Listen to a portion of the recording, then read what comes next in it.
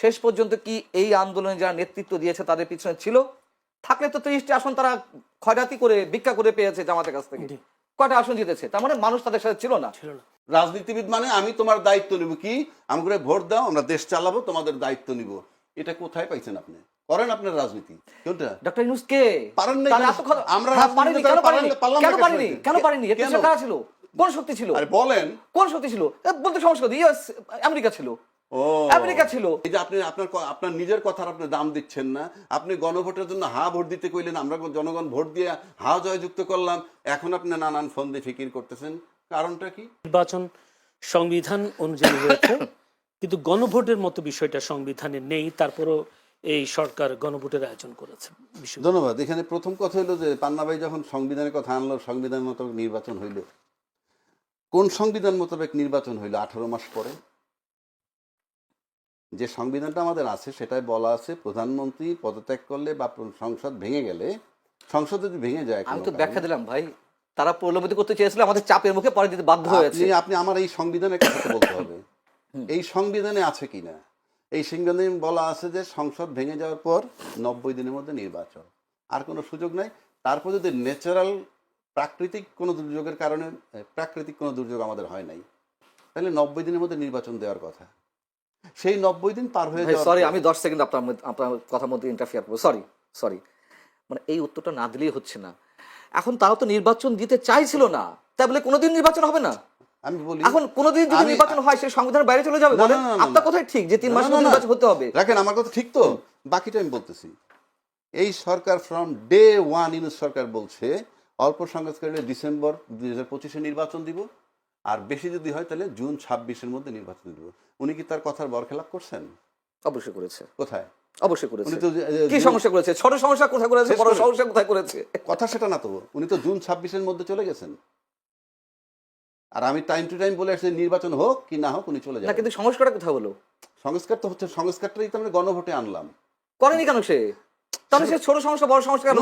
সে তো শব্দ ঐক্যমত্য হয় নাই বলে তো গণভোটে গেছে। এগুলো তো মানুষের উপর ব্লেম করা। না না না না, এটা কোনো কথা না। রাজনৈতিক দল ঐক্যমত্য হইলে আমার তার লাগে নাকি? এটা বি প্র্যাকটিক্যাল। সুতরাং সংবিধান মোতাবেক নির্বাচন হয় নাই। সংবিধানে বলা নাই যে 90 দিন পার হওয়ার পর আপনি যখন মন চায় তখন করবেন। এটা ইউনূস, আমি বলছি আমার কথা মতো হবে, কারণ সে অন্তর্বর্তীকালীন সরকার, সে সাংবিধানিক সরকার না। তাকে রাষ্ট্রপতি ডাইরেকশন দিয়ে, একটা ওপিনিয়ন দিয়ে তাকে বসাইছে। বসানোর পরে সে যা করছে সব সে মনে করছে ডক্ট্রিন অফ নেসেসিটি, এই অনুযায়ী আমার এটা করা দরকার। এবং সে বলছে ফেব্রুয়ারি 26-এ নির্বাচন, এটা ফাইনাল, কেউ চেঞ্জ করতে পারেন নাই। আপনারা ছিলেন না রাজনীতিবিদরা দেশে? তাকে সরাইতে পারলেন না কেন? হু আর ইউ? আপনি 90 দিনের মধ্যে নির্বাচন দিয়ে চলে যাবেন, তাকে কেউ স্পর্শ করতে পারে নাই। সবাই সন্ধিয়ান ছিল, যা যা বলে সব মেনে যায়, যা যা বলে সব মেনে যায়, নির্বাচনটা দরকার। এটা তো রাজনৈতিক অ্যাটিটিউড হতে পারে না।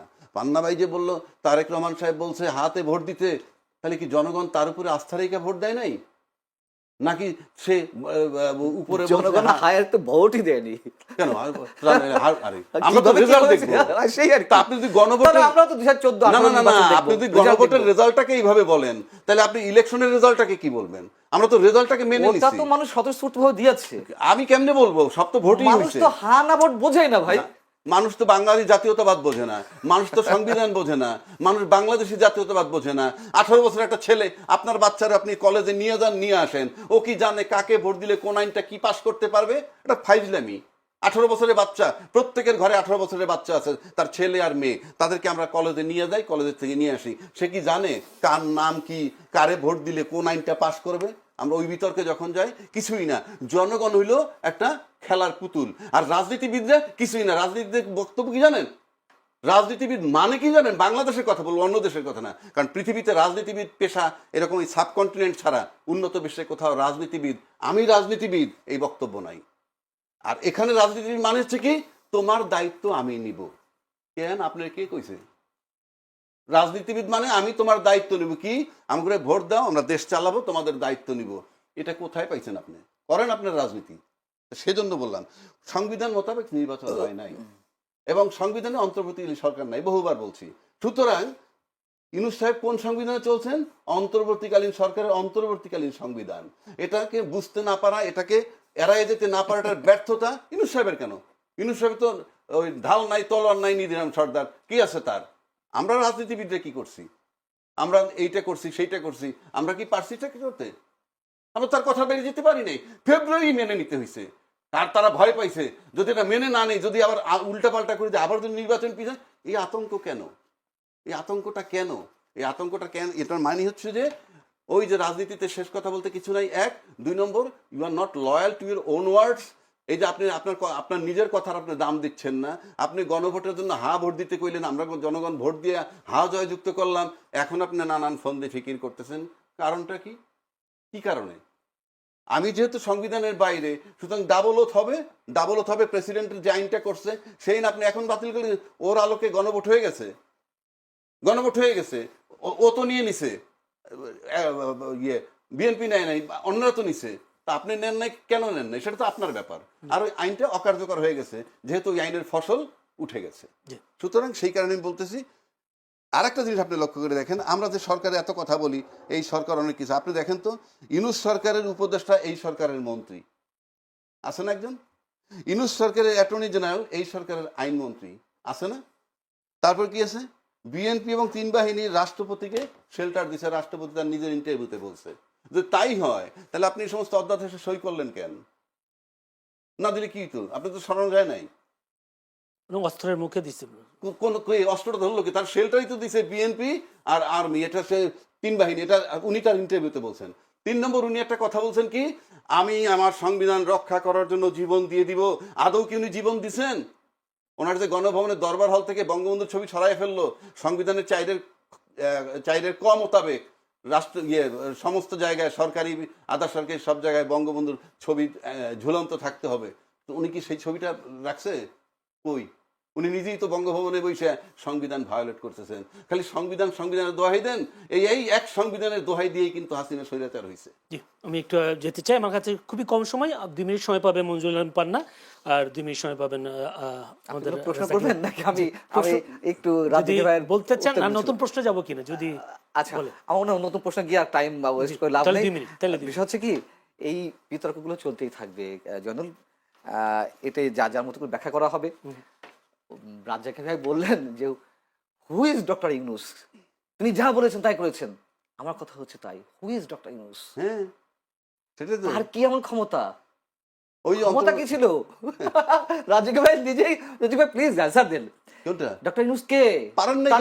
আমরা কেন পারিনি? এর পিছনে কারা ছিল?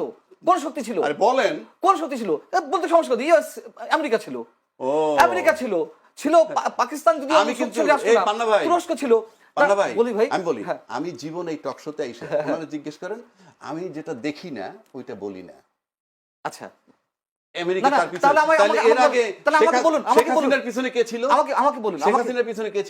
শেখ হাসিনা তো বিশাল একটা রাজনৈতিক দলের নেত্রী। হ্যাঁ, এই যে এত লোক মারলো, 6 কোটি মানুষ, না এত লোক এই যে আয়নাঘর বানাইলো, বিনা বিচারে হত্যা করলো, ক্রস ফায়ার দিল, সেনা অফিসার হত্যা হইলো, সে করছে কিনা সেটা অবান্তর প্রশ্ন। তার সময় হইছে, শাপলা চত্বর হতে, তারপরে সে থাকলো। তার পিছনে কে ছিল? ইউনূসের পিছনে আমেরিকা ছিল। তার পিছনে ভারত থাকতে পারে, আমরা অনেকে যা বলি। আচ্ছা, আমি জীবনে এই কথাগুলো কোনোদিন বলি নাই। কেন বলি না জানেন? না ভাই, শুনেন, দলিল নাই ভাই, শুনেন না, সেটা বলি না। না, দলিল নাই, এখন ওইগুলো আপনি বলতেই পারেন, কিন্তু আপনি যে দালিলিক ভাষা কথা বলছেন, এটা আমি সম্মান রেখেই বলছি। এগুলো বলার জন্য বলা, ভিতরে কি হচ্ছে না হচ্ছে আপনিও জানেন, আমরাও জানি। এখন বিষয় হচ্ছে হুই ইজ ডক্টর ইউনূস, তার কি এমন ক্ষমতা? তার কোন রাজনৈতিক দল ছিল? আপনি বলুন, তার কোন রাজনৈতিক দল ছিল? ভয়টা কেন পেয়েছে? ভয়টা কেন, যে কোনো শক্তি বা আমরা কেন ভয় পেয়েছি? রাজ্জাক ভাই বললেন যে রাষ্ট্রপতিকে শেল্টার দিয়েছেন সেনাপ্রধান বা অন্যান্য বাহিনী, কেন দিয়েছে? যাতে উনি টিকে থাকেন এই পর্যন্ত। আর অনেক কিছু বিশেষ বিশেষ বাহিনী দেখেও না দেখার ভাব করেছে। সাংবিধানিক জটিলতা সৃষ্টি হবে, একটা ক্যাওটিক সিচুয়েশন তৈরি হবে, নির্বাচনটি যেভাবে হওয়ার কথা সেভাবে না হয়ে অন্যদিকে চলে যেতে পারে। এইসব কারণে অনেকেই অনেক কিছু দেখেও না দেখা ভাব করেছে। নইলে আপনি বলুন, রাজ্জাক ভাই আনসার দিক। আমি তো বলছি, শেখ হাসিনার পিছনে 6 কোটি 5 কোটি মানুষ ছিল। বাংলাদেশের বৃহত্তম রাজনৈতিক দলের তিনি সভানেত্রী। সো তার তো একটা জনভিত্তি ছিল, সে যে অন্যায়ভাবে এইটা হোক, আমি আপনার সাথে একমত। অন্যায়ভাবে হোক আর ন্যায়ভাবে হোক, কিন্তু ডক্টর ইউনূসের কি ছিল? না ডক্টর না, ইউনূস মানুষ কেন কিন্তু- ভয় পেয়েছে? কিন্তু এই যে 6 কোটি লোক তারপর থাকা সত্ত্বেও সব প্রশাসন তার সাথে ছিল, ফাইনালি চলেই বা যেতে হলো কেন? ভাই অনেক ধরনের অবিচার হয়েছে, অনেক ধরনের অন্যায় হয়েছে, সবাই তো শেষ পর্যন্ত থাকে না। তার মানে কি? তার মানে ফাইনালি সে থাকতে পারে নাই। হ্যাঁ পারেনি। তাহলে আবার আপনি বলুন, যদি শক্তিটা হইলো কি জানেন? শক্তিটা হইলো স্বচ্ছতা। হ্যাঁ স্বচ্ছতা, এবার আমি বলি, আমি এটা দিয়ে শেষ করি, জন্য আপনার হাতে সময় নেই। এই আমাদের সময় স্বচ্ছতার কম। জায়গা থেকে বলি, স্বচ্ছতার জায়গা থেকে বলি, 5 আগস্টের যে অভ্যুত্থান বা আন্দোলন, সেটা সফল হয়েছিল, সাধারণ মানুষও নেমেছিল, আওয়ামী লীগ পরিবারের সন্তানরাও নেমেছিল। শেখ হাসিনা যে যে বছরের পর বছর নির্বাচন দিচ্ছে না, তার একটা অবসান হোক, খুব ছিল। যে দুর্নীতি বা আরো বিভিন্ন বিষয়ে এলিগেশন, এগুলো অবসান হোক এই জন্য। কিন্তু এই মানুষগুলোই শেষ পর্যন্ত কি এই আন্দোলনে যারা নেতৃত্ব দিয়েছে তাদের পিছনে ছিল? থাকলে তো 30টি আসন তারা খয়রাতি করে ভিক্ষা করে পেয়েছে জামাতের কাছ থেকে। জি। কয়টা আসন জিতেছে? তার মানে মানুষ তাদের সাথে ছিল না। ছিল না। জি। তাহলে এটি তো স্পষ্ট যে মানুষ কি চেয়েছে, শেষ, মানুষ একদম কি শেষ, চায়নি। 1 মিনিট। না, আমি সিম্পল কথা যেটা নিয়ে আজকে মূল বিষয়, জি। সেই মূল বিষয়টা তো এই যে দুইটা হাইকোর্টে যে রুল ইস্যু করছে, 3-4টা রুল হয়েছে, যে বিষয়টা আপনার যে আইনটাকে চ্যালেঞ্জ করছে সেই আইনটার কার্যকারিতা এমনি শেষ। ওটা দিয়ে তার একটা গণভোট হবে না, ওটা দিয়ে আর একটা জুলাই সনদের ইয়ে হবে না, ওটা সবাই আমরা একসেপ্ট করছি। সেই একসেপ্ট করার আলোকে গণভোট হয়ে গেছে, সেটা আমরা মেনে নিছি, এবং আজকে যারা ক্ষমতায় আছে তারাই গণভোটকে সাপোর্ট করছে এবং জনগণ তাদের কথায় ভোট দিছে। সুতরাং এটা যদি তারা কার্যকর না করেন, বাস্তবায়ন না করেন, তাইলে এটা জনগণের সাথে প্রতারণা সামিল হবে, আর এটার কনসিকুয়েন্স কি হবে সেটা সময় বলে দিবে। সময় বলো। ধন্যবাদ, অসংখ্য ধন্যবাদ। দর্শক, আমাদের সাথে ছিলেন আবু হেনা রাজ্জাকী, সিনিয়র আইনজীবী, বাংলাদেশ সুপ্রিম কোর্ট, ছিলেন মঞ্জুর আলম পান্না, সিনিয়র সাংবাদিক। দুজন বেশ প্রাণবন্ত আলোচনা করবার চেষ্টা করেছেন। দুজনকে অসংখ্য ধন্যবাদ।